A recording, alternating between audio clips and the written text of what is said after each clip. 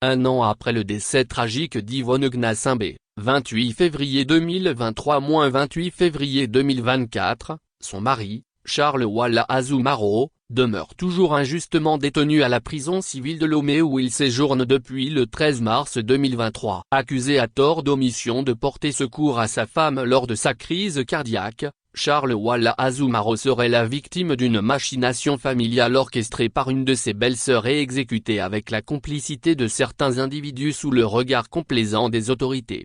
L'avocate Memababa Songbalouki, docteur en droit et avocate au barreau de Marseille, avait pris en main cette affaire, dénonçant haut et fort l'acharnement dont est victime son client. À travers une sortie médiatique sur le réseau TikTok, elle a souligné les défaillances du système judiciaire et la manipulation orchestrée contre Charles Walla Azumaro. Selon plusieurs témoignages, ce dernier se serait investi aux côtés de son épouse et aurait tout tenté pour lui venir en aide, mais malheureusement, le manque de structure de santé adéquate aurait joué un rôle déterminant dans le drame.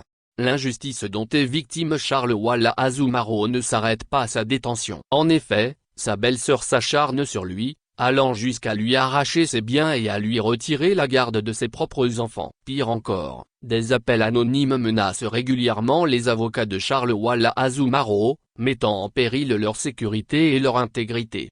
Face à cette situation intolérable, il est essentiel de convoquer le discours de réconciliation et de pardon prononcé par Faure Gnassingbé, président du Togo lors du dernier congrès d'Unir Akara. Comment un homme prônant la réconciliation peut-il rester insensible à la souffrance et à l'injustice infligée à sa propre famille? Charles Walla Azumaro est en effet emprisonné depuis un an, sans que le commun des mortels comprenne les raisons de cette détention arbitraire. Les conséquences psychologiques et le déséquilibre familial causés par cette situation sont incommensurables, surtout pour les enfants qui ont perdu leur mère dans des circonstances tragiques.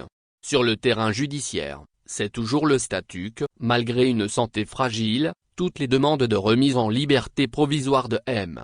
Charles Walla Azumaro ont été rejetées de manière incompréhensible. Cet acharnement sur la victime renseigne sans doute sur le fait que ce dossier est téléguidé par des officines noires. Alors que le dossier est actuellement en instruction au cabinet de M. Fabrice Sonaniama, la mobilisation de la société civile et des organisations de défense des droits de l'homme est plus que jamais nécessaire pour faire toute la lumière sur cette affaire et obtenir la libération de Charles Walla Azumaro. Il est grand temps que la vérité éclate et que justice soit rendue.